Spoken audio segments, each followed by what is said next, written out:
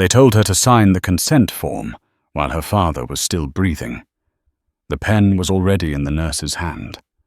The clipboard pressed against Eleanor Whitman's chest, right over the place where her heart was hammering so hard it hurt. Behind the glass wall, machines hissed and beeped in uneven rhythms.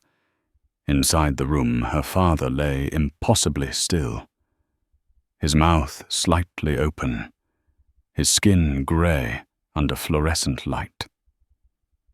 And the nurse said in a flat, practiced voice, "We need your decision now, ma'am. If his heart stops again, we won't resuscitate." Eleanor was 39 years old, 6 months pregnant, exhausted down to the bone. And in that moment, she realized something that made her stomach drop colder than fear. Everyone in that room had already decided her father was finished. "Give me a minute," Eleanor said. Her voice came out steady, but it wasn't. It belonged to someone else. Someone calmer than she felt. The nurse hesitated, eyes flicking to the doctor. The doctor glanced at the chart, then at Eleanor's wedding ring, then at her stomach. He sighed. "We don't have much time." Eleanor stepped past them anyway. Inside the room, the air smelled like antiseptic and old metal. Her father's chest rose shallowly. His eyes were half open, unfocused. Eleanor took his hand. It was still warm, still strong in places. The same hand that had held her wrist when she learned to skate on cracked pavement behind a closed factory. The same hand that had tightened around hers every Sunday morning when they walked into the diner where he tipped too much and never complained. "Dad," she whispered. "They're rushing me." His fingers moved. Just barely. "Enough." Eleanor leaned closer. His lips twitched, then parted. His voice came out thin, but sharp, clear in a way that made her breath catch. "They always rush people like me." The monitor spiked. The nurse stiffened. The doctor stepped forward. "Not yet," Eleanor said without turning. Something in her tone made them stop. Her father swallowed. His eyes found hers. There was no fear in them, only urgency. And something else. Calculation. "You remember what I told you about the old account?" he asked. Eleanor frowned. "The retirement account, the one you said barely had anything left." His mouth curved just slightly. Not a smile. A signal. "That's not the one." Her pulse jumped. "Dad, what are you talking about?" He squeezed her hand harder than she expected. After I'm gone. You don't talk to Daniel. You don't talk to anyone. You wait. You listen. You go where the letter tells you." "What letter?" His eyes flicked to the door. The nurse shifted her weight. The doctor cleared his throat. "There's no time," Eleanor whispered. Panic crept in now, hot and sharp. "Just tell me." Her father exhaled slowly. "They think I'm small. They've always thought that. Let them." A pause. His breath rattled. "Promise me you won't try to fix everything right away." Eleanor shook her head. Tears blurred the room. "You're not making sense." He looked at her then. Really looked. The way he used to when she was a kid and lying badly. His gaze was steady, heavy. "You are not who they think you are," he said. "And neither am I." the monitor screamed. Doctors surged forward. Orders barked. Eleanor was pulled back. Her fingers slipping from his as if the air itself were tearing them apart. She watched from the corner as they worked him fast and efficient, already half resigned. She saw the moment his chest stilled for good, the exact second when the room changed, when the doctor stepped back and checked the time, when the nurse's shoulders dropped. Time of death, the doctor said quietly, and Eleanor's world cracked straight down the middle. They gave her 10 minutes alone. She stood there, one hand on her belly, the other on the cold railing of the bed, staring at the man the world had dismissed his entire life. George Whitman, janitor, maintenance worker, widower, nobody, except he hadn't sounded like nobody at the end. In the hallway, her phone buzzed. She didn't need to look to know who it was. Daniel. She answered anyway. "Is it over?" he asked. No hello, no softness. "Yes," Eleanor said. A pause. Not grief. Calculation. "Okay, listen, I can't get there tonight." The meeting ran long. "We'll talk tomorrow." She waited. He didn't say anything else. "I just watched my father die," she said. Another pause. Longer this time. "I know it's hard," Daniel said. "But we still have to think practically. There are things to handle. Bills, the apartment, the baby. The baby." He said it like a problem. Eleanor looked back at her father's body, at the man who had scrubbed floors into his 70s so she could go to college debt-free, who had lived in a one-bedroom house and driven the same rusted pickup for 20 years, who had never once asked anyone for help. "Daniel," she said, slowly, "did you ever wonder why my dad never worried about money?" A faint laugh on the other end. "Come on, Ellie. He worried all the time." "No," she said. He didn't. Daniel exhaled, impatient. "This isn't the time for this." Then when is she asked? Silence. "I'll see you tomorrow," he said, and hung up. Eleanor lowered the phone. Her reflection stared back at her from the dark glass of the ICU door. Pale. Older than she had been a week ago. Her hand moved to her stomach as the baby shifted a slow, deliberate roll. "I don't know what he meant," she whispered to the empty hallway. "But I will." Outside, rain streaked the hospital windows, blurring the parking lot lights into long white lines. Somewhere below, an orderly pushed a cart. Wheels squeaked.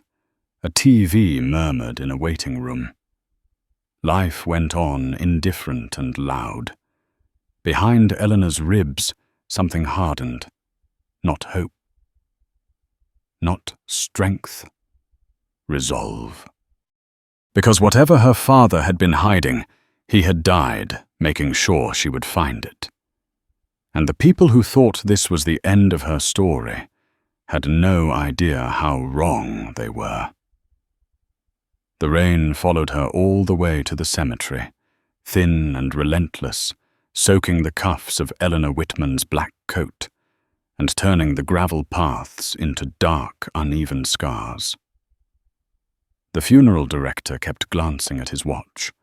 He tried not to make it obvious, but Eleanor noticed. She noticed everything now. The way people rushed when they thought no one important was watching. The way sympathy thinned when it met inconvenience. Her father's casket rested over the open-ground plain wood. No polish, no unnecessary cost. Just the way George Whitman had requested. No flowers from corporations. No long list of titles. No engraved accomplishments. Only his name and the years of his life. Eleanor stood at the edge, one hand braced against her lower back, the other resting on her stomach as a slow, steady pressure rolled beneath her palm. The baby moved more today, as if sensing the tension in the air. Daniel stood 2 steps behind her. Not beside her. Behind. He wore a dark suit that fit too well for a funeral like this. His tie was straight, his shoes spotless. He held an umbrella angled carefully so it covered his shoulders and not hers. Rain dotted Eleanor's hair and darkened to the fabric over her arms. She waited to see if he would notice. He didn't. The minister spoke. Words about quiet dignity. About a hard-working man. About a life lived simply. Eleanor listened, but her mind kept replaying the last moments in the hospital. The look in her father's eyes. The way his fingers had tightened, not weak at all. The way he had spoken like someone giving instructions, not goodbyes. You are not who they think you are. The words pulsed in her head. When the service ended, people approached in pairs and small clusters. Former co-workers from the maintenance department. A neighbor from down the street. An older woman from the diner who hugged Eleanor tightly and whispered, "Your dad never missed a day. Not even when his back was bad." Eleanor thanked her, nodded accepted condolences with quiet efficiency. Daniel stepped forward only when someone addressed him directly. He shook hands. He kept his answers short. He checked his phone twice while a man talked about how George used to bring donuts every Friday. Eleanor saw it. She didn't say anything. When the last handful of dirt hit the casket, the sound was dull. Final. Eleanor flinched despite herself. Daniel reached out, touched her elbow briefly, then withdrew his hand as if the contact cost him something. "You ready?" he asked. "For what?" Eleanor said. "To go," he replied. "There's no reason to stay. We'll handle the rest later." The rest. The words scraped. "I need a minute," she said. Daniel exhaled through his nose. "Ellie, it's cold. You're pregnant. You shouldn't be standing around like this." She turned to face him fully for the first time that day. Really looked at him. His eyes were alert, restless, not grief-stricken, not softened by loss, just busy. "He was my father," she said. "I know," Daniel replied quickly. "And I'm sorry. I am. But we still have to be realistic." That word again. She stared at him long enough that his expression shifted. A flicker of discomfort crossed his face, then vanished. He glanced over her shoulder toward the parking lot. "I have a call at 1, he added. "We can talk tonight." Eleanor nodded once. "Go," she said. Daniel hesitated, as if weighing whether leaving would look bad. Then he adjusted his jacket. "Call me if you need anything." He walked away without waiting for an answer. Eleanor remained where she was until the cemetery emptied. Until the rain softened into a mist and the groundskeeper began covering the grave completely. Only then did she turn and head toward her car. She did not go home. She drove to her father's house, It was smaller than she remembered, the same faded blue siding, the same narrow porch with the loose board near the step. Inside, the air smelled faintly of coffee and lemon cleaner. Everything was exactly where it had always been. The worn couch, the chipped mug by the sink, the old radio on the counter, still tuned to the station that played talk shows in the morning and baseball at night. Eleanor closed the door behind her and leaned against it, finally letting her breath shake. On the kitchen table sat a single envelope. She froze. It hadn't been there the last time she visited. She was sure of it. Her name was written across the front in her father's handwriting. Block letters. Careful. Deliberate. Eleanor crossed the room slowly, every step heavy. She picked it up. It was thick, too thick to be just a letter. Inside, there was a folded note and a small brass key taped to the paper. She unfolded the note with trembling fingers. Ellie, if you're reading this, then I didn't get the chance to explain everything the way I wanted. I'm sorry for that. I never lied to you about who I was. I just didn't tell the whole story. Her throat tightened. There is a safety deposit box. First National Bank, downtown branch. Box number is written on the back of this page.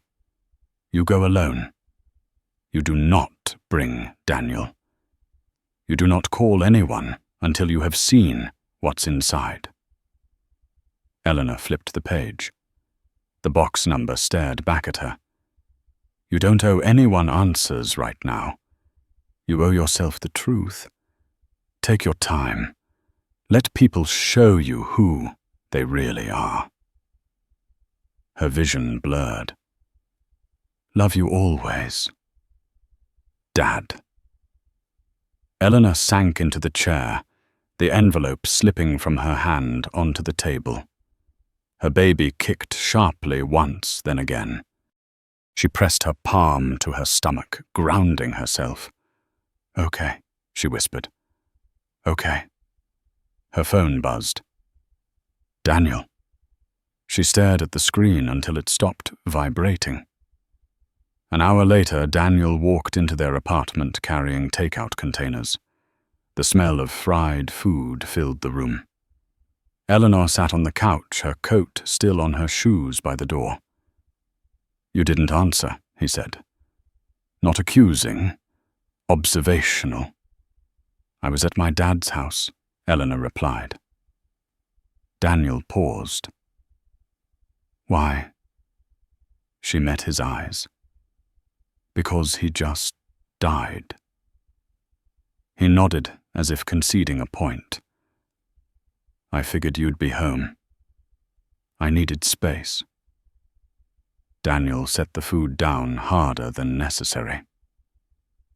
We need to talk. So do I, Eleanor said. They stood there facing each other across the living room. The silence stretched. Eleanor noticed details she had ignored for years. The way his jaw tightened when he didn't get his way. The way his gaze flicked toward the window instead of holding hers. I can't do this anymore, Daniel said finally. Her pulse slowed, not because the words didn't hurt, but because some part of her had already known they were coming. Do what she asked. This he said, gesturing vaguely. Everything. The stress, the responsibility. Your dad's illness. Now the baby. It's too much. For you, Eleanor said quietly. Daniel rubbed his face. I'm not trying to be the bad guy. But you are, she replied. His eyes flashed. That's not fair. Eleanor stepped closer. You're leaving me, she said, while I'm pregnant. Less than a day after we buried my father. Daniel opened his mouth, closed it, then straightened his shoulders. "We're just not working, and dragging this out helps no one." "And her?" Eleanor asked. The question landed clean. Daniel stiffened, who Eleanor held his gaze. "Linda." For a moment he said nothing. Then his silence answered for him. "How long?" Eleanor asked. Daniel looked away. "It doesn't matter. It matters to me." He exhaled sharply. "Several months. Several months. While her father was dying, while she was driving back and forth to the hospital, while she was learning to sleep, sitting up because her body wouldn't let her lie flat anymore." "You planned this," Eleanor said. "No," Daniel said quickly. "It just happened." Eleanor nodded slowly. "So did this," she said, resting a hand on her stomach. Daniel flinched. "I'm filing for divorce," he said. "Tomorrow." The word echoed in the room. Eleanor felt it settle into her bones. Heavy. Permanent. "Okay," she said. Daniel blinked. "That's it." "That's it," Eleanor replied. He studied her suspicion creeping in. "You're taking this very calmly." She thought of the envelope on her father's kitchen table. The key, the warning. Let people show you who they really are. "I'm tired," she said. "Go pack what you need." Daniel hesitated, then nodded. He walked toward the bedroom. Eleanor remained where she was, her hand steady on her stomach, her eyes fixed on the door. Somewhere in the quiet, something old and fragile inside her finally broke, and something harder took its place. The bank opened at 9, but Eleanor Whitman was already sitting in her car at 8:45, watching the revolving doors turn as men in pressed coats slipped inside, dry and purposeful. She waited until her breathing slowed. Inside the lobby smelled like polished stone and old money, the kind of place that hadn't changed its furniture in decades because it didn't have to. A woman at the security desk glanced at Eleanor's stomach, then at her coat, then softened her voice. "How can I help you, ma'am?" "I need to access a safety deposit box," Eleanor said. "First National, downtown branch." The woman nodded, slid a clipboard across the counter. "Do you have the key?" Eleanor set the small brass key on the counter. It made a quiet final sound when it touched the surface. The woman's fingers paused. Just for a second. Then she looked up again more carefully this time. "Box number," Eleanor read the number from the back of her father's note. The woman didn't speak. She typed. Her posture changed. Straightened. "One moment, please." Eleanor felt it before she understood it. The subtle shift in air. The way nearby conversations softened. The way the woman stood and walked not toward the vault, but toward a glass office along the wall. A man in a charcoal suit emerged minutes later. Silver hair. Calm eyes. The kind of face that didn't rush because it didn't have to. "Ms. Whitman," he said gently. "I'm Robert Hale, branch manager. If you'll come with me." They didn't take the public hallway to the vault. They took a private corridor. Eleanor's shoes echoed against the floor. Each step felt like crossing a line she hadn't known existed. Inside the room, the air was cooler. The manager used his key, then stepped back. "I'll give you privacy," he said. "Take all the time you need." The box slid open with a soft metallic click. Inside was not what Eleanor expected. There were no stacks of cash, no jewelry, no dramatic symbols of wealth. There were documents, neatly organized, labeled, legal, intentional. Eleanor's hands shook as she lifted the top folder. Trust documents, multiple, dated decades ago. She skimmed, then stopped, read again, slower. Her father's name appeared again and again, but not as George Whitman. George Whitman III. Her breath caught. She flipped to the next page. Asset summaries. Holdings spread across industries she recognized only vaguely. Manufacturing, logistics, infrastructure, conservative, old money, patient money. The numbers made her dizzy, written out in full.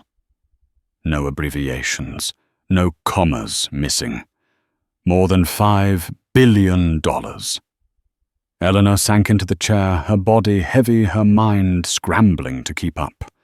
Her father's voice echoed in her head.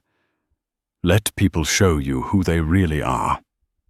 There was another envelope at the bottom of the box, thinner, addressed to her, dated 3 weeks before his death. She opened it. Ellie, if you're reading this, then you've already seen what I never wanted to define our lives. I know this is overwhelming. That's why I waited. Not because I didn't trust you, but because I trusted who you would become. Eleanor pressed her lips together. Everything you see here has been protected since before you were born. Long before you met Daniel. Long before anyone had the chance to misunderstand you for what you have instead of who you are. There was a pause in the handwriting here, a heavier line, as if he'd pressed harder. I know what's happening in your marriage. I didn't interfere because it wasn't my place. But I made sure you would never pay for someone else's choices. The trust is irrevocable. No spouse can touch it. No court can break it. It activates fully upon my death. You don't need to do anything right now. Don't rush. Power doesn't announce itself. It waits. Love. Dad. Eleanor closed her eyes. For several minutes she didn't move. She listened to her own breathing, to the slow, steady beat of the child inside her. She let the shock settle into something solid. When she finally stood, her legs were steadier than she expected. The manager was waiting outside. He studied her face carefully. Would you like to speak with our legal team? Yes, Eleanor said. But not today. He nodded as if he'd expected that answer. Of course. By the time Eleanor returned to her car, her phone was buzzing. Missed calls, texts. Daniel. She read the last one. We need to finalize things. Linda is asking questions. Linda. Eleanor typed slowly, deliberately. I'm unavailable today. My attorney will contact you. She sent it, then turned off her phone. That afternoon, Eleanor met with a lawyer her father had retained years ago. A woman in her late 60s with sharp eyes and a voice that carried authority without raising volume. They spoke for 2 hours. About protections, about timing, about swans. Your father was very clear, the lawyer said. No announcements, no reactions. Let events unfold. And my divorce, Eleanor asked. The lawyer folded her hands. Proceed as planned, quietly, fairly. It will protect you?" Eleanor nodded. That evening, Daniel came by to collect the rest of his things. He moved quickly, efficiently, like someone who wanted to get it over with. He didn't look at her much. "I'll have my lawyer send papers," he said. "I already have one," Eleanor replied. He paused, glanced at her. "Since when?" She shrugged. "Since I needed one." Daniel frowned, something like irritation flashing across his face. "You don't need to make this difficult." "I'm not," Eleanor said. "I'm making it correct." He scoffed quietly. "You always do that. Turn everything into a principle." Eleanor watched him carefully. "You used to like that about me." Daniel didn't respond. He grabbed the last box and headed for the door. At the threshold, he hesitated. "Linda and I are moving forward," he said. "I just want to be clear." Eleanor nodded. "So am I." He waited for more. There was none. After he left, Eleanor sat alone in the apartment until the light outside shifted from grey to gold. She didn't cry. She didn't panic. She simply sat absorbing the weight of what she now knew. That night, she dreamed of her father standing at the edge of a wide river, watching the current move without urgency. The next morning, Eleanor signed the divorce papers. 3 weeks later, Daniel married Linda in a small civil ceremony. There were photos, smiles, a post online about new beginnings. Eleanor saw it. She said nothing. 6 months passed. Eleanor gave birth to a daughter with her father's eyes. She named her Margaret after the woman her father had loved enough to walk away from everything else. Eleanor healed. Slowly, deliberately. She attended meetings, learned, asked questions. She did not rush. A year later, an invitation arrived at Daniel and Linda's office. Heavy paper, elegant, neutral. They read it twice. A private foundation dinner. Women's economic resilience. Community investment. The venue was one Daniel recognized instantly. Linda's eyes lit up. This could be big.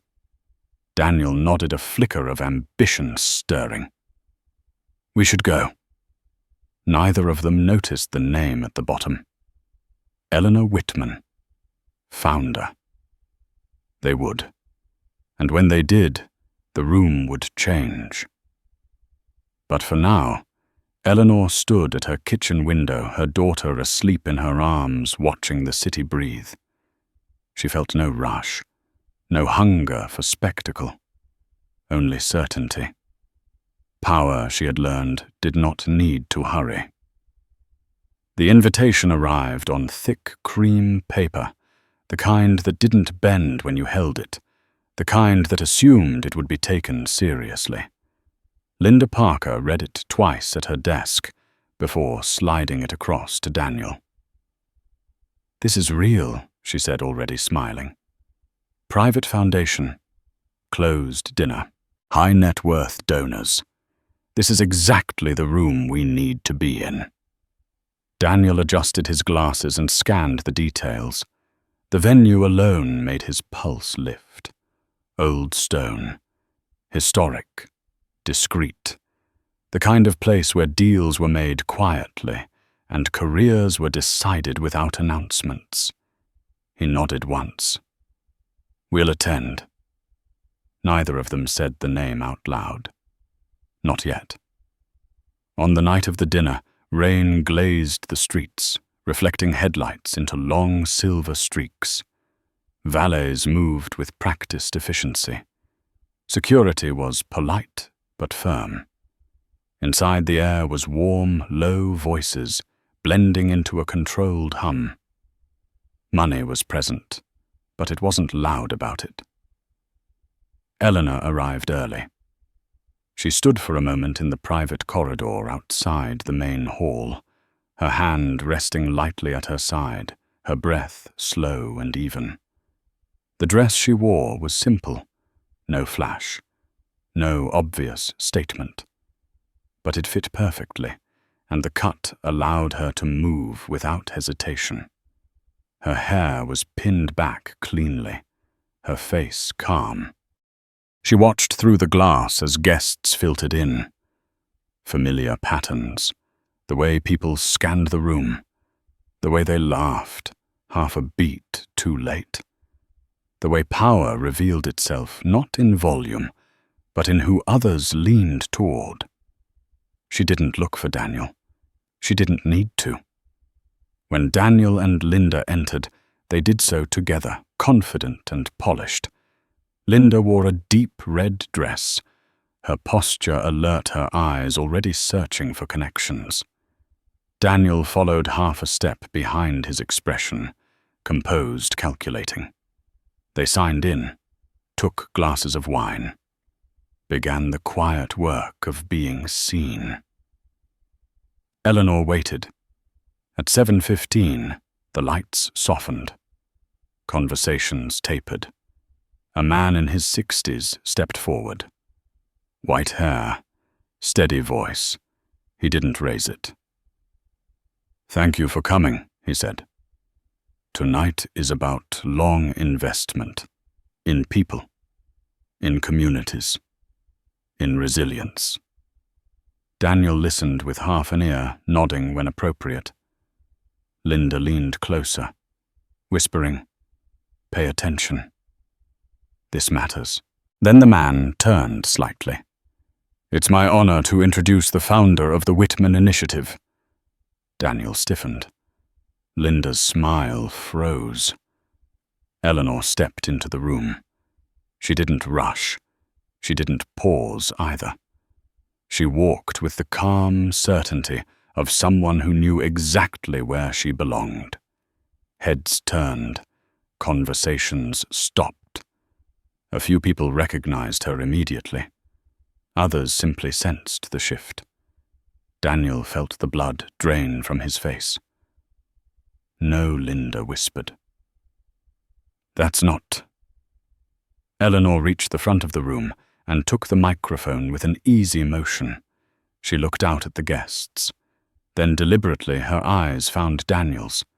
She didn't hold his gaze long. "Thank you for being here," Eleanor said. Her voice carried without effort. "Some of you knew my father. Most of you did not. He preferred it that way." A ripple of soft laughter moved through the room.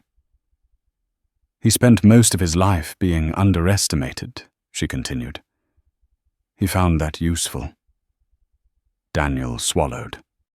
"My father believed in preparation over display, in patience over noise.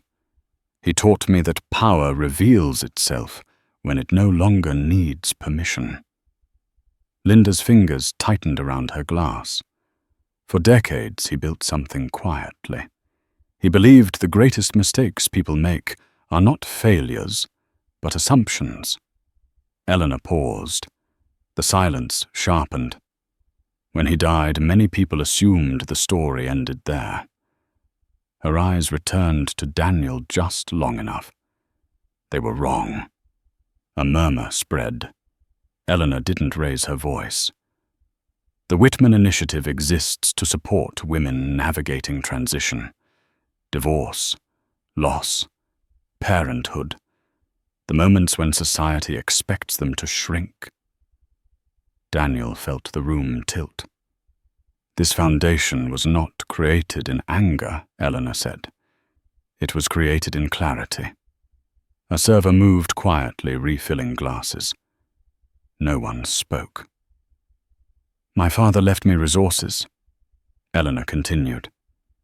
"But more importantly, he left me timing." Linda's breath came shallow now. She leaned toward Daniel. "She didn't tell you any of this," Daniel couldn't answer. "Some people believe wealth announces itself," Eleanor said. "It does not. It waits. It watches.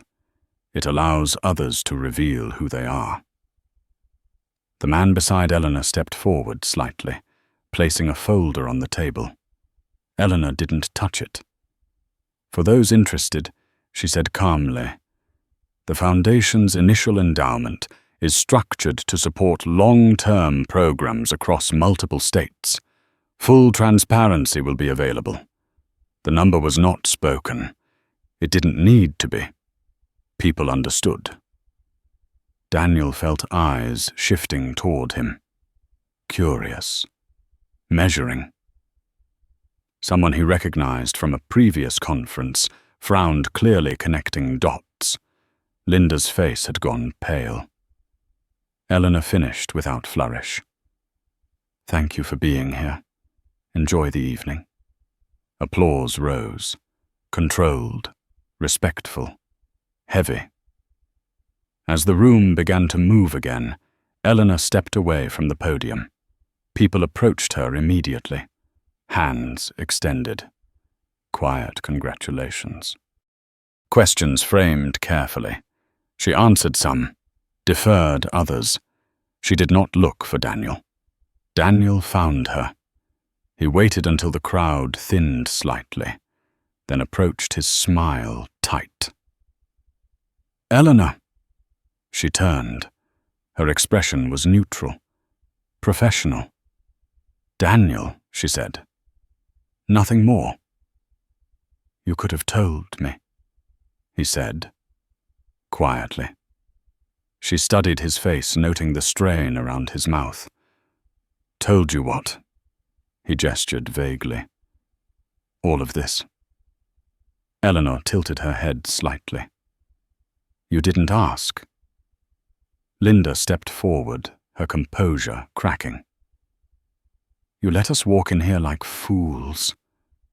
Eleanor met her gaze evenly. "I let you walk in exactly as you chose to." "That's not fair," Linda said. Eleanor's voice remained level. "Fairness is not about comfort." Daniel cleared his throat. "This feels deliberate." "It was," Eleanor replied. There was no malice in her tone, only truth. "I didn't come here for revenge," she continued. "I came to build something." Linda laughed, sharp and brittle. "You think this makes you better?" Eleanor's eyes softened just slightly. "No," she said. "I think this shows who I always was." Daniel looked between them, understanding finally settling in. The weight of his choices pressed down heavy and unavoidable. "I didn't know," he said almost to himself. Eleanor nodded once. "I know." She stepped back as someone else approached her, attention shifting smoothly away from them. The conversation was over. Daniel and Linda stood there, surrounded by wealth that now felt distant, inaccessible. Conversations nearby had changed tone. Invitations would not come. Not after tonight. They left early. In the car, Linda stared straight ahead. "You said she was nothing." Daniel gripped the steering wheel. "I believed it." Linda laughed once, hollow. "That's on you." At home later that night, Eleanor stood at her window, the city lights steady below. She felt her daughter stir in the next room. She felt no triumph, no relief, only alignment. Her father had been right. Power did not shout. It simply arrived, and the world adjusted around it. The consequences did not arrive loudly. They never did. They came in the form of emails that stopped being answered, meetings that were postponed and never rescheduled, introductions that ended with polite smiles and no follow-up. Daniel noticed it first at work 3 weeks after the dinner. A client he had been courting for months cancelled without explanation. Another, chose a competitor, citing alignment issues. His calendar, once packed weeks in advance, developed gaps. Long, uncomfortable gaps. He told himself it was coincidence. Linda knew better. She felt it in the way people stopped returning her calls. In the subtle shift at networking events, where conversations cooled the moment she introduced herself. In the silence that followed when her name appeared on an agenda. Nothing explicit, nothing actionable, just exclusion. "This isn't normal," she said one night, standing in their kitchen scrolling through her phone.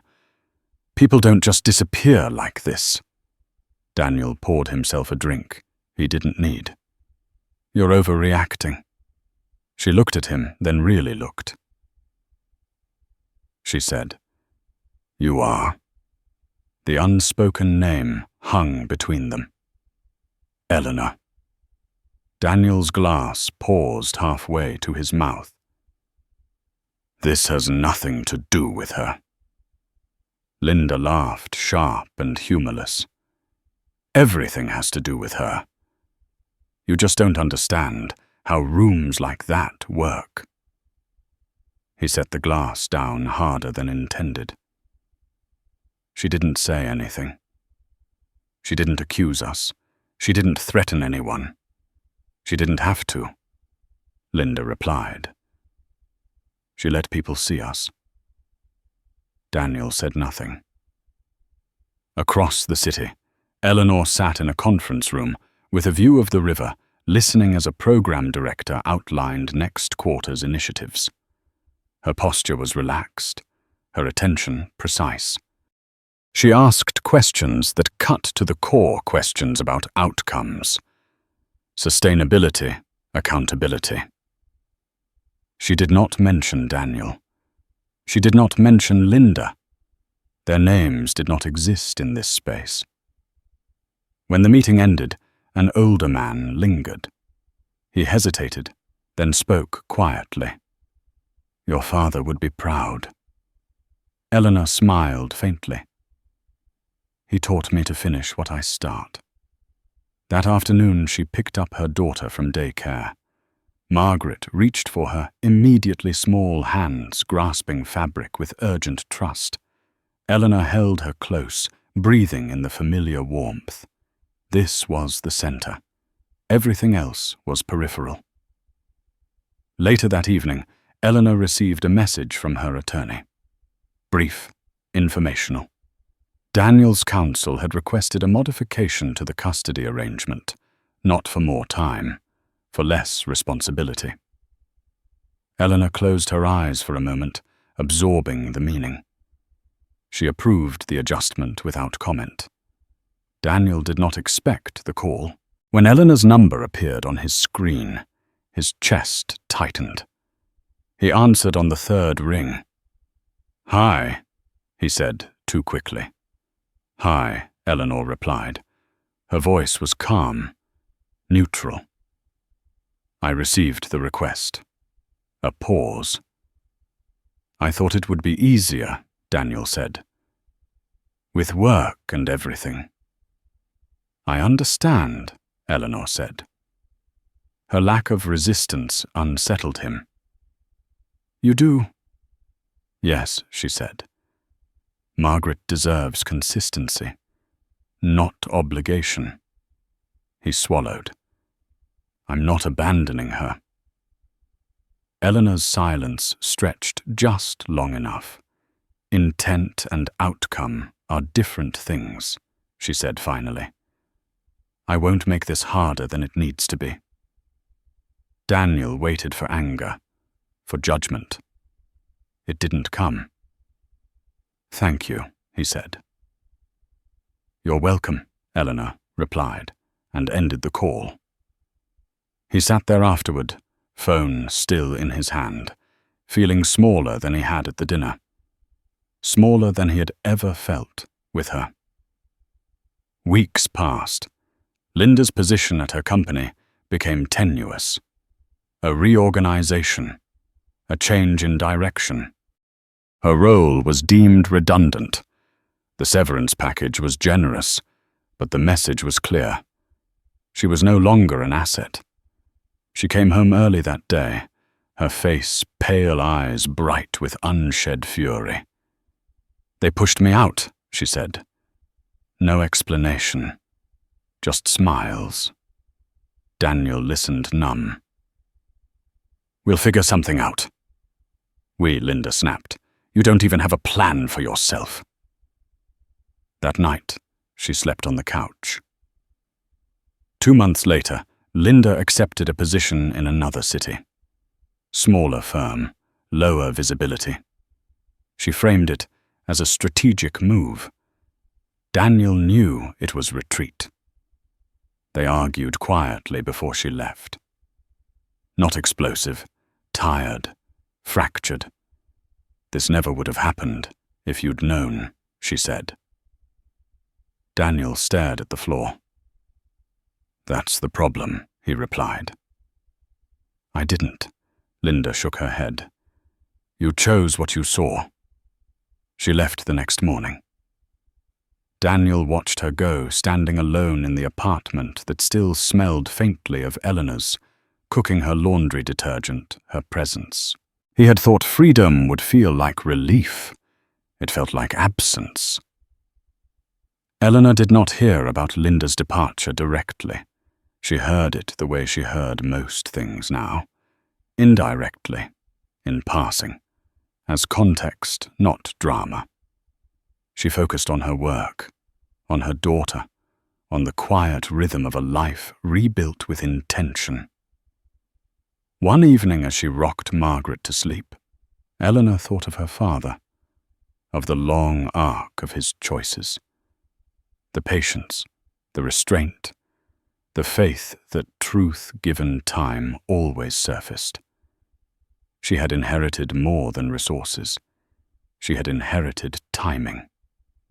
A year after the dinner, Eleanor attended a small ceremony at the community center. Her foundation had renovated.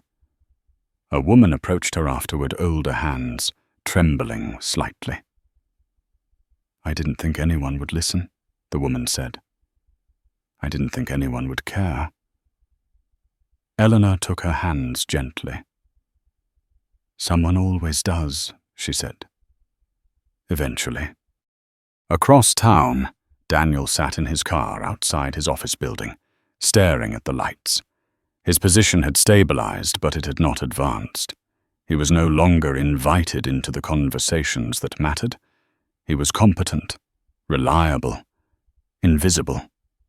He thought of Eleanor then, not as she had. He'd been at the end, but as she had been at the beginning. Steady, thoughtful, grounded. He had mistaken that for weakness. He started the car and drove home. That night, Eleanor stood by her window once more. The city spread beneath her, quiet and vast. Margaret slept soundly in the next room.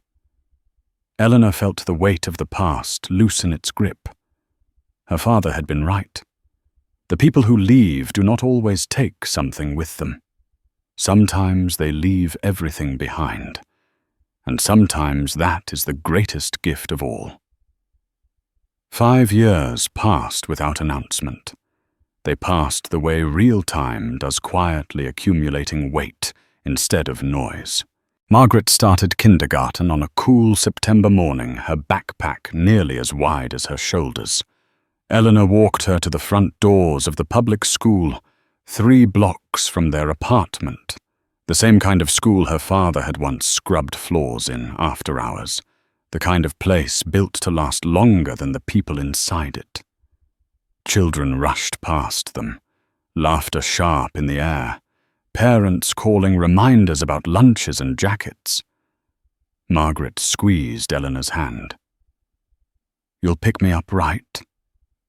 Eleanor knelt, meeting her daughter's eyes. "Every day," she said. "Exactly where I said." Margaret nodded, reassured, then ran toward her classroom without looking back. Eleanor stayed a moment longer, watching through the glass as her daughter found her seat. Then she turned and walked away, heels steady against the pavement.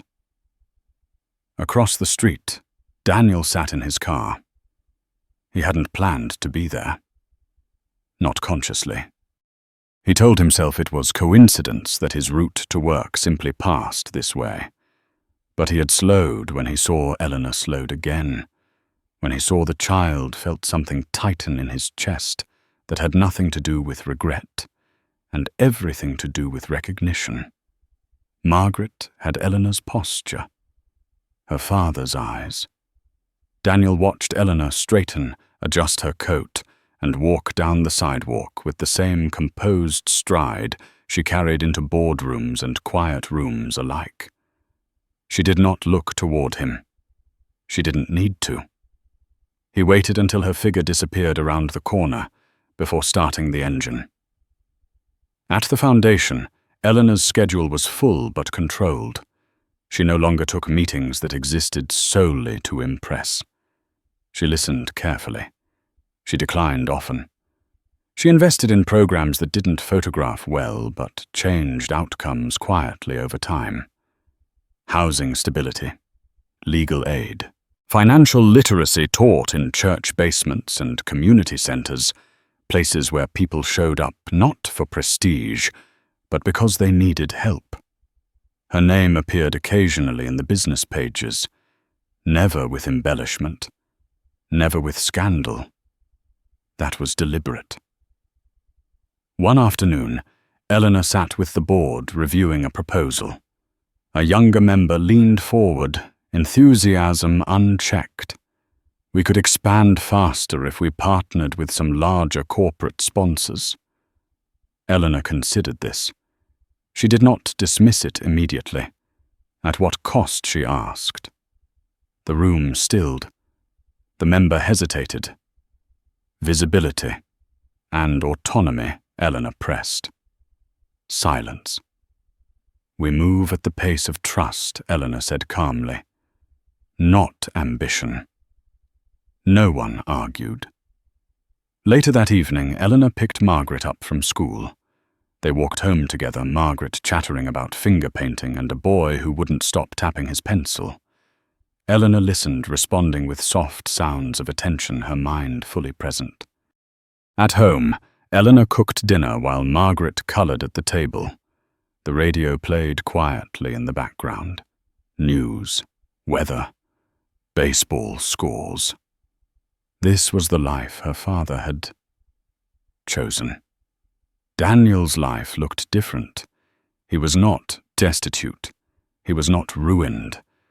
But he was stalled. Promotions passed him by. New leadership brought in younger faces, sharper edges. He did his job well enough to remain useful, but not well enough to be indispensable. The quiet penalty of having once been seen and then dismissed followed him like a shadow. One evening, he attended a professional mixer out of obligation more than hope. Conversations were polite, surface level. He noticed how often people glanced past him, scanning for someone else. Near the bar, he overheard a familiar name. Whitman, someone said softly. She's very selective. Daniel froze. Another voice replied, as she should be. Daniel left early. Weeks later, a formal envelope arrived at his apartment. He assumed it was another networking invitation, another thin chance at relevance. He opened it at the kitchen counter, standing. It was from Eleanor's attorney. Not a threat, not a demand. An update. Margaret's school enrollment information. Emergency contact confirmations. A notice of a revised trust structure for educational expenses. Daniel read it twice. There was no exclusion, no punishment, no bitterness embedded in the language. Everything was clear, fair, unavoidable. Eleanor had built a system that did not require him to fail in order for her to succeed. That realization landed heavier than any accusation. Daniel requested a meeting, not with Eleanor, with himself. He drove to the old diner near the river where he and Eleanor used to sit on Sunday mornings before everything fractured. The place hadn't changed. Same cracked vinyl booths, same waitress with the clipped efficiency of someone who had seen too many lives unfold across Formica tables. He ordered coffee and stared out the window. He thought of the moment he had mistaken Eleanor's steadiness for limitation. Of the day he decided ambition mattered more than alignment. Of the assumption that power announced itself loudly through titles and displays. He had been wrong. Eleanor had never raised her voice. She had never chased him. She had simply moved forward. That evening, Eleanor sat on Margaret's bed as her daughter fell asleep, small chest rising and falling, breath even. Eleanor brushed a curl back from Margaret's forehead and felt the familiar swell of something fierce and protective and grounding. She stood, turned off the light, and closed the door softly. In the living room, her phone buzzed. Daniel. She looked at the screen for a long moment. Then she answered. Eleanor, he said. His voice was different now. Quieter. Stripped of expectation. I won't take much of your time. You have 5 minutes, she replied evenly. I wanted to say thank you, he said. She did not respond. For not making this harder, he continued. For Margaret. For everything. Eleanor walked to the window looking out over the city lights. I didn't do it for you, she said. I know, Daniel replied. Silence stretched between them. I was wrong, he said finally. About you. About what mattered. Yes, Eleanor said. He exhaled slowly. I don't expect anything. I just wanted you to know I see it now. Eleanor closed her eyes briefly. When she opened them, her voice was steady. Seeing it now doesn't change what happened then. I know, Daniel said. I'll do better where I can. For Margaret, Eleanor replied. For her, Daniel agreed. They ended the call without ceremony. Eleanor remained by the window for a moment longer, then set her phone down. She did not feel triumph. She did not feel sorrow. She felt complete. Her father had once told her that true power was the ability to choose your response when the world expected you to break, not loudly, not publicly, but completely. Eleanor turned off the light and went to bed, secure in the knowledge that she had built something that would last longer than anyone's regret. The letter arrived on a quiet Tuesday morning, slipped through the mail slot with a soft, unremarkable sound. Eleanor noticed it only because it was handwritten. The envelope was plain. No return address. Her name written carefully, deliberately, in ink that suggested age and patience. She turned it over once, then again, before opening it. Inside was a single sheet of paper. I don't know if you'll remember me.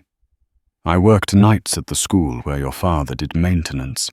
He used to bring extra coffee and leave it in the break room without saying anything. When my wife got sick, he covered my shift so I could be home. I never thanked him properly. I just wanted you to know that what you're doing matters. It reaches further than you think. Eleanor read the letter twice. Then she folded it neatly and placed it in the drawer where she kept the others. There were more now. Letters like this. Emails forwarded through staff. Quiet notes passed hand to hand at community meetings. Stories that never made headlines. Names she didn't recognize. Faces she would never see again. But the pattern was clear. Her father had never been invisible. He had simply chosen a different audience. Later that morning, Eleanor attended a site visit at a transitional housing facility her foundation had helped fund. The building was modest, brick exterior, clean windows, no banners announcing donors. Inside, sunlight spilled across a common room where a group of women sat around a table, filling out paperwork with the help of a volunteer. One woman looked up when Eleanor entered. Older. Mid-60s, maybe. Her hair pulled back, her posture tense but determined. "That's her," someone whispered. The woman stood slowly. "You're the one who made this possible," she said. Eleanor shook her head gently. "I'm the one who helped," she replied. "You're the one doing the work." The woman smiled, eyes bright with something like relief.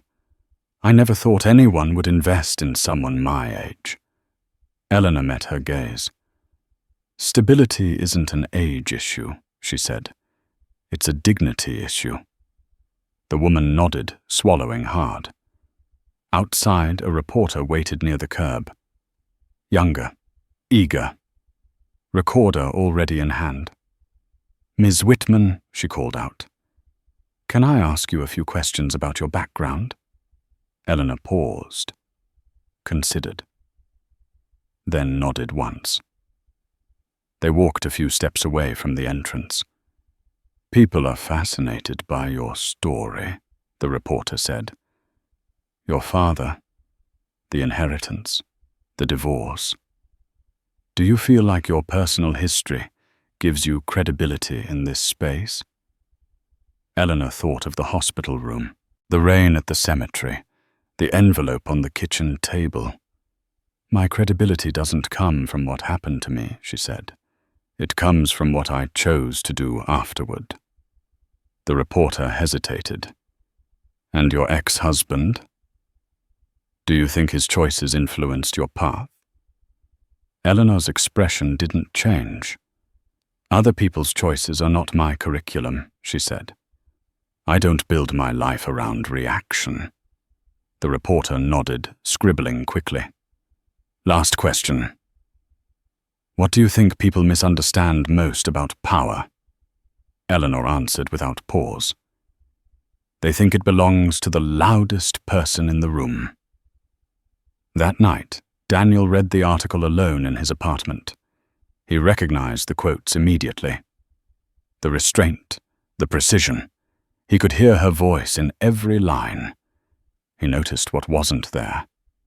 His name. Linda's name. Any reference to the spectacle he had once imagined would define them both. She had erased him without malice. He closed the article and set the phone down, a familiar weight settling in his chest. Not bitterness, not envy. Understanding. Across the city, Linda watched the same interview from a hotel room in another state. She had rebuilt enough to be functional, not enough to be secure. The mention of Eleanor's foundation tightened something in her gut. She muted the television before the interview ended. She did not throw anything. She did not cry. She simply turned off the screen and sat in the quiet alone with the knowledge that some doors once closed did not reopen. Eleanor's life continued in steady lines. Margaret grew taller, more observant. She asked thoughtful questions about fairness, about work, about why some people needed help and others didn't seem to notice. One evening as Eleanor tucked her in, Margaret asked, "Did Grandpa have a lot of money?" Eleanor paused. "Yes," she said carefully. "But that's not what made him important." Margaret frowned. Then what did Eleanor smiled softly, the way he treated people when no one was watching. Margaret considered this, then nodded, satisfied. Years later, at a small ceremony honoring community leaders, Eleanor stood at the back of the room as a young woman spoke at the podium. The woman's voice trembled with nerves and pride. "I didn't think my life would look like this," the woman said. But someone believed it could. Applause filled the room. Eleanor did not step forward. She did not need to.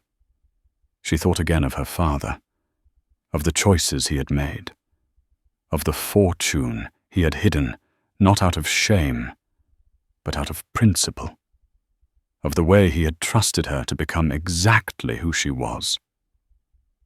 When the ceremony ended, Eleanor slipped out quietly.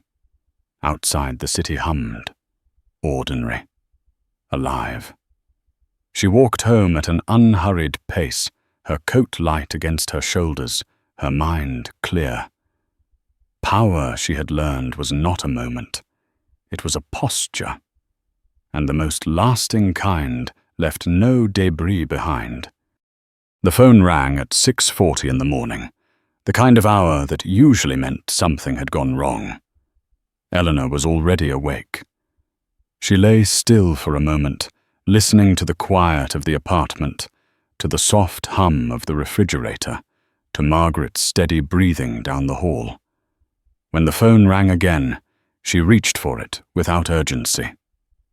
"Yes," she said. "This is Clara and Gwyn, from the Foundation's legal team," the voice on the other end said. Calm, measured. "We have a situation." Eleanor sat up. "Tell me." "There's been a challenge filed against one of the trust-linked properties. Not against you personally. Against the structure." Eleanor closed her eyes briefly. She had known this day would come. "On what grounds?" "Standing," Clara replied, or rather an attempt at it. Eleanor swung her legs over the side of the bed. "By whom?" There was a pause. Not hesitation. "Wait." "Your father's family." The words settled slowly like dust after a door closed. "I thought they were done," Eleanor said. "They thought so too," Clara replied. "Until recently."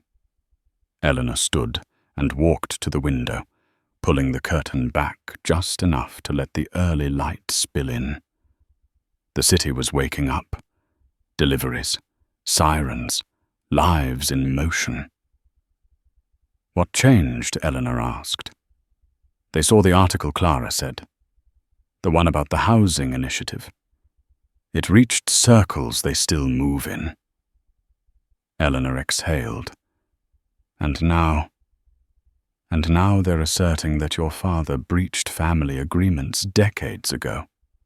They're not after the money. Not directly. They want recognition. Influence. Eleanor's mouth tightened. They always did. "We're prepared," Clara continued. "Legally, this is thin. Emotionally, it's messy." Eleanor nodded once, even though Clara couldn't see it. Set the meeting. 2 days later, Eleanor sat across a long table in a private conference room overlooking the river. The room was immaculate. Glass, steel, silence.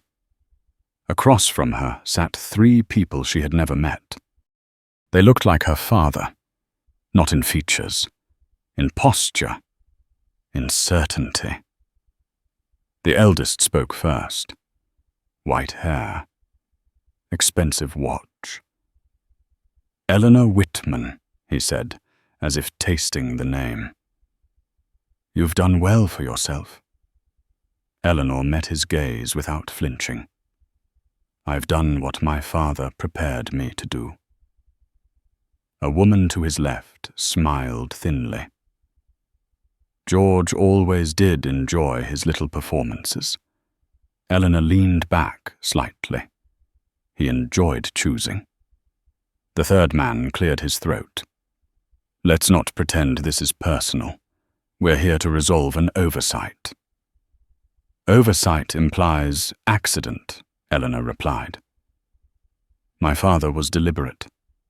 The eldest man's smile faded. He walked away from obligations.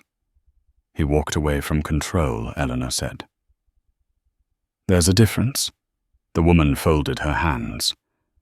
You're benefiting from a system built long before you. Eleanor nodded. And improving it. Silence followed. It stretched taut. We don't want a public dispute, the man said finally. It would complicate things. For you, Eleanor replied calmly. He watched her closely now. You don't need all of this.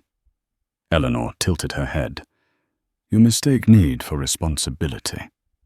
The woman's eyes sharpened. You're willing to fracture what little family remains? Eleanor's voice softened just slightly. You fractured it when you demanded obedience instead of loyalty. The meeting ended without resolution.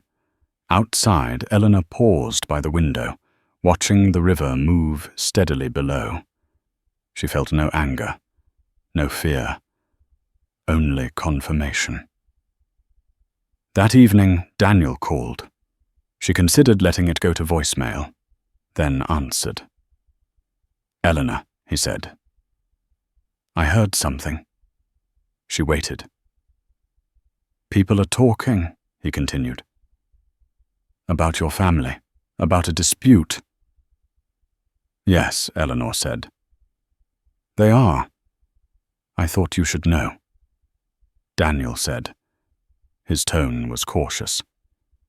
Things like this can get ugly. They can, Eleanor agreed. A pause. Do you need anything? Eleanor almost smiled. No. He exhaled. Okay. After the call, Eleanor stood in the kitchen, hands resting on the counter, grounding herself in the familiar. The weight of the day pressed in, but it did not overwhelm. She had faced loss before. She had faced betrayal. This was simply another test of alignment. The following week, the story broke. Not loudly. Not sensationally. A business section article. Carefully worded. Mentions of legacy disputes. Family disagreements over values. Eleanor read it once, then closed the browser. At the foundation, donors called. Partners asked questions. Eleanor answered each one personally. Calmly. Transparently. My father made his choices, she said. I'm honoring them. Most accepted this. A few did not. Eleanor adjusted. Programs continued. Funding flowed where it was needed most. She did not slow down. One afternoon, Margaret asked, Why do some people want what Grandpa left? Eleanor thought for a moment. Because they believe it belongs to them. Margaret frowned. Does it?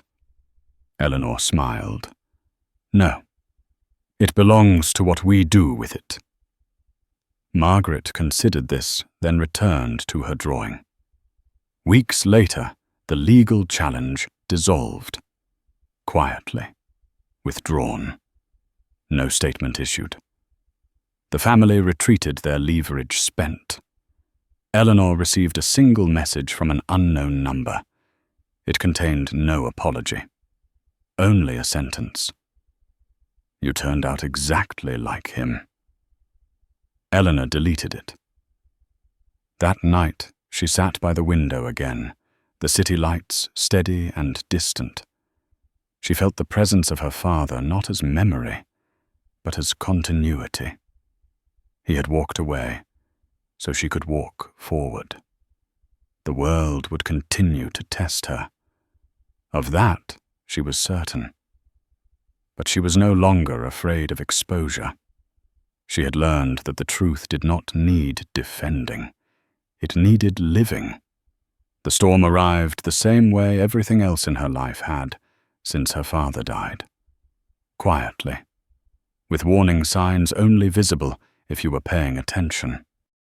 Eleanor noticed it in the way long-standing partners hesitated before confirming renewals, in the way journalists began asking questions framed as concern instead of curiosity, in the way certain invitations stopped coming altogether, replaced by polite acknowledgements and careful distance. Nothing dramatic, nothing overt. Just pressure, subtle and persistent. She did not react. At a board meeting that month, a senior advisor leaned forward, lowering his voice. "We're seeing resistance. People are nervous about the family dispute resurfacing." Eleanor nodded. Nervous people reveal priorities. "That could cost us momentum," another member said. Eleanor folded her hands on the table.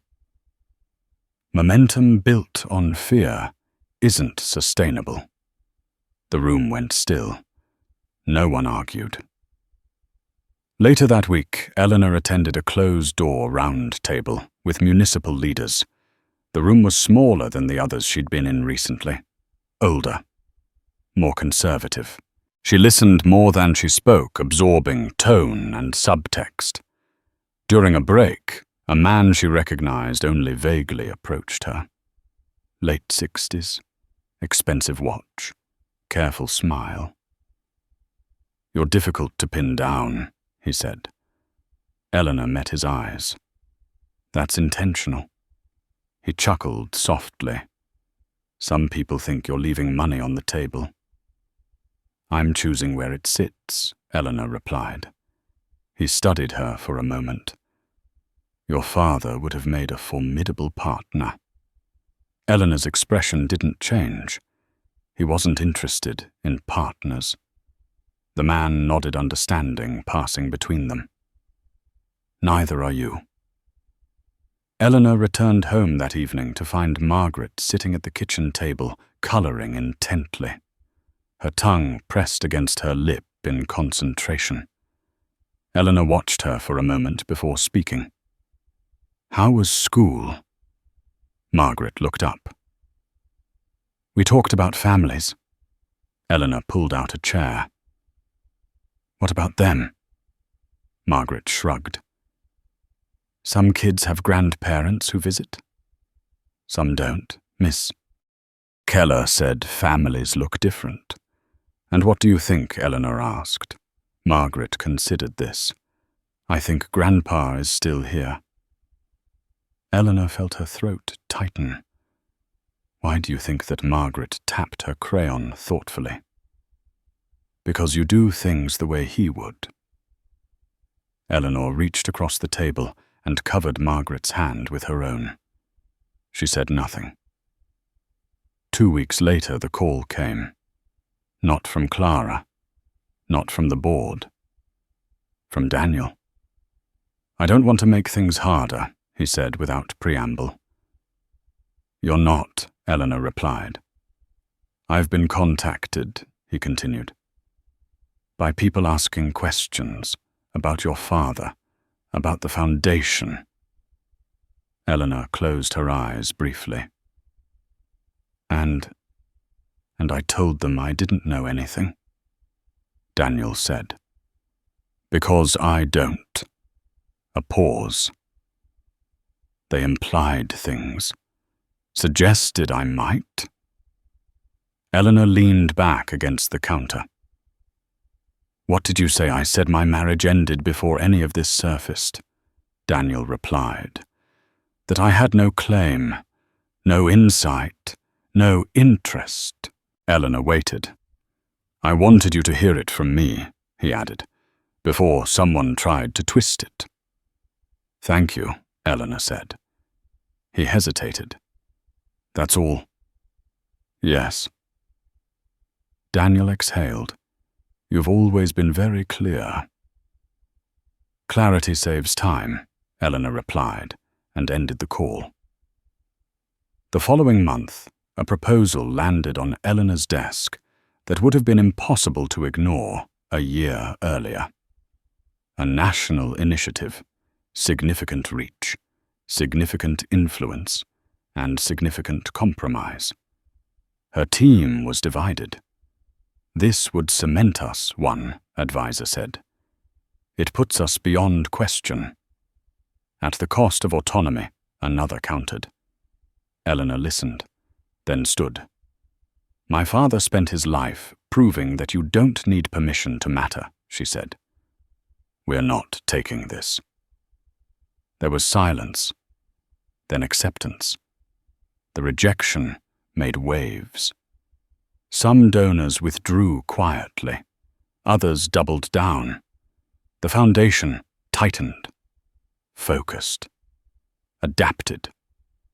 Eleanor approved changes that reduced scale but deepened impact. Fewer headlines, more outcomes. Months later, a report crossed her desk showing measurable shifts in housing stability across multiple districts. Modest, real, unarguable. Eleanor smiled for the first time in days. That evening, she attended Margaret's school performance. The auditorium smelled of old wood and dust. Folding chairs creaked as parents shifted. Margaret stood on stage with a group of children, singing slightly off-key eyes, scanning the crowd. When she spotted Eleanor, she grinned and waved.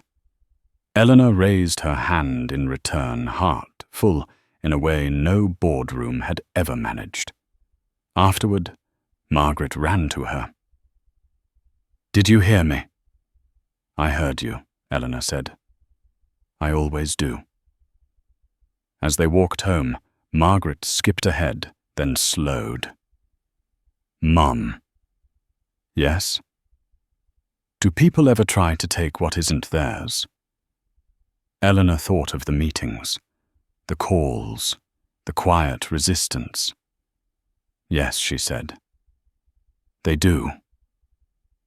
What do you do then? Margaret asked. Eleanor reached for her daughter's hand. You keep building what is. That night, Eleanor sat alone with a cup of tea, reviewing a final report. Outside, the city hummed. Ordinary. Persistent. Her phone buzzed with a single message from Clara. They've stopped. No more filings. No more inquiries. Eleanor typed back one word. Good. She set the phone aside and looked around the room. The home she had chosen. The life she had assembled, piece by piece. Nothing extravagant. Nothing fragile. Her father had once said that true wealth wasn't what you defended, but what you didn't have to explain. Eleanor understood that now. The storm had passed, not because she had fought it, but because she had refused to be moved by it. And in that stillness, something settled into place. Not victory, authority. The morning Eleanor stood in her father's old school gymnasium, the floor still marked with faded basketball lines and scuffs from decades of use. She felt the weight of the entire journey settle into something quiet and complete. Sunlight poured through the high windows. Dust motes drifted. The smell of waxed wood and old paint lingered in the air. This was where her father had spent countless evenings after everyone else went home, pushing a mop, fixing a broken hinge, making sure the place would be ready for children who would never know his name. Now the gym was full. Teachers sat beside community organizers. Women from the housing program filled the back rows. A few city officials stood near the wall, hands folded, listening instead of talking. There was no stage, no banner announcing donors, no press section. Eleanor stood at the center of the room, hands relaxed at her sides. "My father believed that dignity should never depend on permission," she said, her voice carrying easily through the space. "He believed people deserved stability, not because they earned it, but because they were human." She paused, letting the words land. "This building represents that belief," she continued. "Not because of what it looks like now, but because of what it has quietly supported for generations." Applause rose, not thunderous, respectful, earned. In the second row, Margaret sat swinging her legs, watching her mother with open admiration. Eleanor caught her eye and smiled. Margaret smiled back, wet and unguarded. After the event, people approached in small groups. Some offered thanks, others shared stories. Eleanor listened to each one, fully present, never rushing. When the room finally emptied, she stayed behind. She walked the perimeter slowly, fingertips brushing the cool brick walls. She stopped near the storage closet her father used to keep his supplies. The door had been replaced, the handle polished. She imagined him there, head down, focused, content. "I think you'd like this," she murmured. Outside, the afternoon was clear. Eleanor drove home with the windows down, Margaret humming softly in the back seat. They passed the diner by the river. Eleanor slowed for a moment, then continued on. At home, Eleanor cooked dinner, while Margaret set the table with careful seriousness. They ate together, talking about school projects and weekend plans, ordinary things, sacred things. Later, after Margaret was asleep, Eleanor sat alone on the couch, a cup of tea warming her hands. Her phone buzzed. A message from Daniel. "I heard about the school. It looks like something meaningful." Eleanor read it once, then placed the phone face down on the table. She felt no pull to respond, no need to explain. Some chapters closed themselves. She rose, turned off the lights, and walked to the window. The city stretched out below, steady and alive. Not hostile, not forgiving, just there. She thought of the hospital room where it had all begun. The clipboard, the pen, the assumption that she would comply, that she would shrink, that she would accept the role assigned to her. She hadn't. She thought of the cemetery rain, the envelope on the kitchen table, the key, the slow unraveling of a truth that had never been about money, but about choice. She had chosen patience over spectacle, structure over reaction, integrity over comfort, and the world had adjusted. Eleanor rested her forehead briefly against the glass.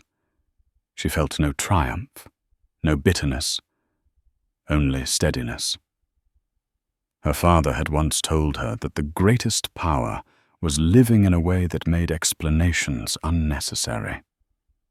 She finally understood what he meant.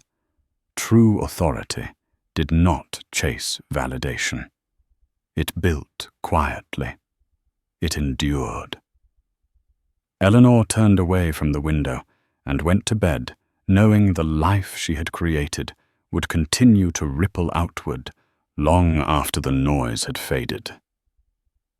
If this story moved, you take a moment to like the video, subscribe to the channel, and share your thoughts by commenting 3 words. Live with integrity.